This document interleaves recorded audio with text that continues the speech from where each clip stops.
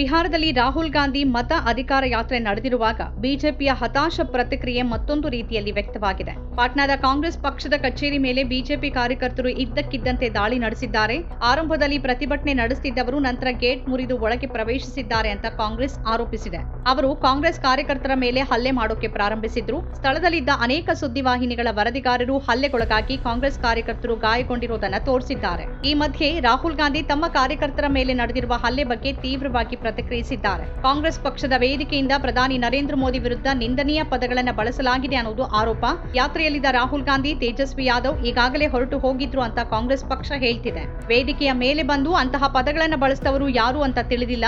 ಈಗ ಸಚಿನ್ ಪೈಲಟ್ ಮತ್ತು ಪವನ್ ಖೇರಾ ಮೊದಲಾದವರು ಹಾಗೆ ಮಾತಾಡಿದ ಆ ಜನ ಬಿಜೆಪಿಯ ಏಜೆಂಟ್ರು ಅಂತ ಹೇಳ್ತಿದ್ದಾರೆ. ಬಿಜೆಪಿಯಲ್ಲಿ ಮೋದಿಯಂತಹ ನಾಯಕರು ಸೋನಿಯಾ ಅವರನ್ನ ನಿಲ್ಲಿಸಿದ್ರೆ ಅದವರ ಪ್ರಕಾರ ತಪ್ಪಲ್ಲ. ರಾಹುಲ್ ವಿರುದ್ಧ ಬಿಜೆಪಿ ನಾಯಕರು ನಿಂದನೀಯ ಪದ ಬಳಸಿದ್ರೆ ತಪ್ಪಲ್ಲ. ಅದಕ್ಕೆಲ್ಲ ಬಿಜೆಪಿಯಲ್ಲಿ ಯಾರು ಕ್ಷಮೆ ಕೇಳ್ತಾರೆ? ಆದ್ರೆ ಈ ಎಲ್ಲ ವಿಷಯಗಳನ್ನ ಬದಿಗಿಟ್ಟು ಶುಕ್ರವಾರ ಬಿಹಾರದಲ್ಲಿ ದೊಡ್ಡ ಗಲಾಟೆ ನಡೆಯಿತು. ಕಾಂಗ್ರೆಸ್ ಪಕ್ಷದ ಕಚೇರಿಯ ಮೇಲೆ ದಾಳಿ ನಡೆಸಲಾಯಿತು ಮತ್ತು ಕಾಂಗ್ರೆಸ್ ಪಕ್ಷದ ಕಾರ್ಯಕರ್ತರನ್ನ ಥಳಿಸಲಾಯಿತು ಅಂತ ಆರೋಪಿಸಲಾಗಿದೆ. ಅವರ ಥಳಿತಕ್ಕೆ ಕಾಂಗ್ರೆಸ್ ಕಾರ್ಯಕರ್ತರ ಮೈಯಿಂದ ರಕ್ತ ಸೋರ್ತಾ ಇದ್ರು. ತಾವು ಪ್ರತಿಭಟಿಸೋಕೆ ಅಲ್ಲಿಗೆ ಬಂದಿದ್ದೀವಿ ಅಂತ ಬಿಜೆಪಿ ಹೇಳ್ತಿದೆ.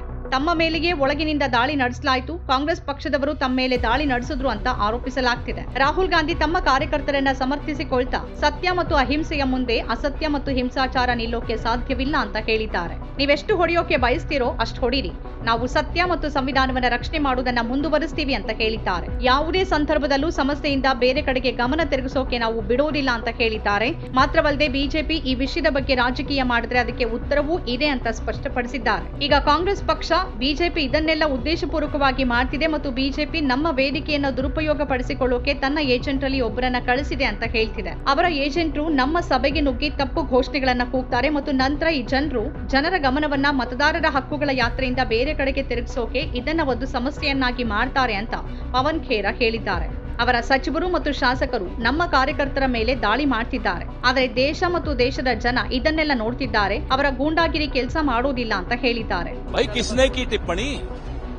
इन्हीं के एजेंट घूमते रहते हैं, करते रहते हैं बदमाशी और फिर यही मुद्दा बनाते हैं ताकि यात्रा से ध्यान हटा सके. ये बौखलाए हुए हैं हमारी इस यात्रा से. इनकी चोरी पकड़ी गई है इसलिए बौखलाए हुए हैं. कौन है जो गिरफ्तार हुआ है? किसका आदमी है? किसने करवाया उससे? पता लगाइए. ये क्या बदतमीजी कर रखी है, गुंडागर्दी कर रखी है सदाकत आश्रम पे. जनता सब देख रही है, पूरा देश देख रहा है भारतीय जनता पार्टी की गुंडागर्दी. और ये चलेगी नहीं गुंडागर्दी ज्यादा. ಅವರು ನಮ್ಮ ಕಚೇರಿಯ ಮೇಲೆ ಹೇಗೆ ದಾಳಿ ಮಾಡಿದ್ರು ಮತ್ತು ಪೊಲೀಸರು ಮೂಕ ಪ್ರೇಕ್ಷಕರಾಗಿ ಉಳಿದಿದ್ರು ಅಂತ ಕೂಡ ಕಾಂಗ್ರೆಸ್ ಹೇಳ್ತಾ ಇದೆ. ಇದೆಲ್ಲವೂ ಪೊಲೀಸರ ಎದುರೇ ಸಂಭವಿಸಿದೆ ಮತ್ತು ಇದೆಲ್ಲವೂ ಎನ್ಡಿಎ ಸರ್ಕಾರ ಇರುವ ರಾಜ್ಯದಲ್ಲಿ ನಡೀತಿದೆ ಅಂತ ಕಾಂಗ್ರೆಸ್ ಆರೋಪಿಸಿದೆ. ಅವರು ನಮ್ಮ ಕಚೇರಿಯನ್ನ ಗುರಿಯಾಗಿಸಿಕೊಂಡಿದ್ದಾರೆ ಅಂತ ಕೂಡ ಕಾಂಗ್ರೆಸ್ ಹೇಳಿದೆ. ಬಿಹಾರದಲ್ಲಿರುವ ಕಾಂಗ್ರೆಸ್ ಪಕ್ಷದ ಕಚೇರಿ ಐತಿಹಾಸಿಕ ಮಹತ್ವ ಹೊಂದಿದೆ. ದೇಶ ಸ್ವಾತಂತ್ರ್ಯ ಪಡೆದ ನಂತರ ದೇಶದ ಅನೇಕ ಗಣ್ಯರು ಅಲ್ಲಿ ಹಾಜರಿದ್ರು. ಕಾಂಗ್ರೆಸ್ ಪಕ್ಷದ ರಾಜ್ಯಸಭಾ ಸಂಸದ ಪ್ರಮೋದ್ ತಿವಾರಿ ಅವರು ಬಿಜೆಪಿಯವರು ನಮ್ಮ ಕಚೇರಿಯ ಮೇಲೆ ದಾಳಿ ಮಾಡಿದ್ದಾರೆ ಅಂತ ಹೇಳಿದ್ದಾರೆ. ಅವರು ನಮ್ಮನ್ನ ರಕ್ತಸಿಕ್ತಗೊಳಿಸಿದ್ದಾರೆ. ದೇಶದ ಅನೇಕ ದೊಡ್ಡ ಜನ ಬಂದಿರುವ ಕಚೇರಿಯನ್ನ, ದೇಶದ ಪ್ರಜಾಪ್ರಭುತ್ವವನ್ನ ಬಿಜೆಪಿ ಕಳಂಕಿತಗೊಳಿಸಿದೆ ಅಂತ ಹೇಳಿದ್ದಾರೆ. ಬಿಜೆಪಿಯವರು ಗೇಟ್ ಮುರಿದು ಕಾಂಗ್ರೆಸ್ ಕಚೇರಿ ಒಳಗೆ ಪ್ರವೇಶಿಸಿದ್ರು. ಅಲ್ಲಿ ನಿಲ್ಲಿಸಿದ್ದ ಟ್ರಕ್ಗಳು, ನಮ್ಮ ಕಾರುಗಳು, ಜೀಪುಗಳು, ನಮ್ಮ ಕಟ್ಟಡವನ್ನ ವಿಧ್ವಂಸಗೊಳಿಸಿದ್ರು. ಪ್ರತಿಯೊಬ್ಬ ಕಾಂಗ್ರೆಸ್ ಕಾರ್ಯಕರ್ತರನ್ನ ರಕ್ತಸಿಕ್ತಗೊಳಿಸಿದ್ರು ಅಂತ ಹೇಳಿದ್ದಾರೆ. ಬ್ರಿಟಿಷರ ವಿರುದ್ಧ ಕ್ರಾಂತಿಯ ಮೂಲಕ ಶಾಂತಿಯುತವಾಗಿ ಹೋರಾಡಿ ದೇಶಕ್ಕೆ ಸ್ವಾತಂತ್ರ್ಯವನ್ನ ತಂದುಕೊಟ್ಟ ಸ್ಥಳ ಇದು. ಈಗಲೂ ಕ್ರಾಂತಿ ಶಾಂತಿಯುತವಾಗಿ ನಡೆಯುತ್ತೆ ಮತ್ತು ರಾಹುಲ್ ಗಾಂಧಿ ಅವರ ನೇತೃತ್ವದಲ್ಲಿ ಪ್ರತಿಯೊಬ್ಬ ಮತದಾರರ ಹಕ್ಕುಗಳನ್ನು ನಾವು ರಕ್ಷಿಸುತ್ತೇವೆ ಅಂತ ಹೇಳಿದ್ದಾರೆ.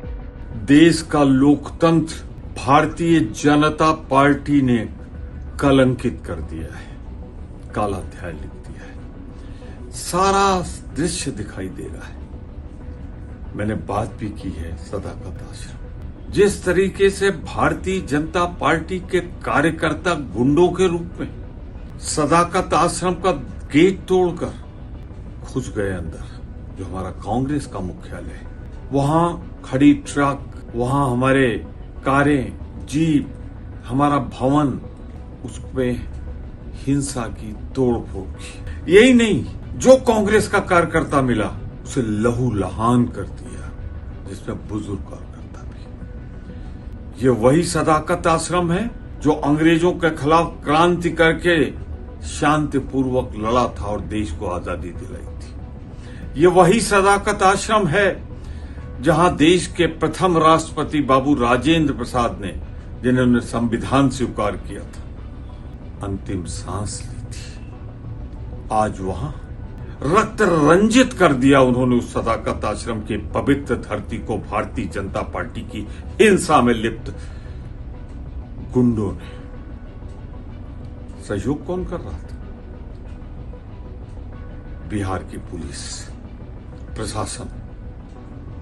याद रखना, उस समय भी कांग्रेस नहीं झुकी थी अंग्रेजों के सामने, तो आज जो अंग्रेजों के उत्तराधिकारी उनके सामने भी नहीं झुकेगी। ನಮ್ಮ ಕಾರ್ಯಕ್ರಮಗಳನ್ನ ನೀವು ನೋಡ್ತಾ ಇದ್ರೆ ನಮ್ಮ ಚಾನೆಲ್ ಅನ್ನ ಸಬ್ಸ್ಕ್ರೈಬ್ ಮಾಡಿ, ಪಕ್ಕದ ಬೆಲ್ ಐಕಾನ್ ಒತ್ತಿ ನಮ್ಮನ್ನ ಬೆಂಬಲಿಸಿ. ಹಾಗೆ ನಮ್ಮ ಕಾರ್ಯಕ್ರಮಗಳನ್ನ ಲೈಕ್ ಮಾಡಿ, ಕಮೆಂಟ್ ಮಾಡಿ, ಅದನ್ನ ಬೇರೆಯವರಿಗೂ ವಾಟ್ಸ್ಆಪ್ ಮೂಲಕ ಶೇರ್ ಮಾಡಿ. ನೀವು ಹೀಗೆ ಮಾಡಿದಾಗ ನಮ್ಮ ಚಾನೆಲ್ ಇನ್ನಷ್ಟು ಮತ್ತಷ್ಟು ಜನರಿಗೆ ತಲುಪಲು ನೀವು ನಮ್ಮೊಂದಿಗೆ ಸಹಕರಿಸಿದ ಹಾಗಾಗುತ್ತೆ. ಇದು ನೀವು ಯಾವುದೇ ಖರ್ಚಿಲ್ಲದೆ ಕೆಲವೇ ಸೆಕೆಂಡುಗಳಲ್ಲಿ ನೀಡಬಹುದಾದ ಸಹಕಾರ. ಧನ್ಯವಾದಗಳು.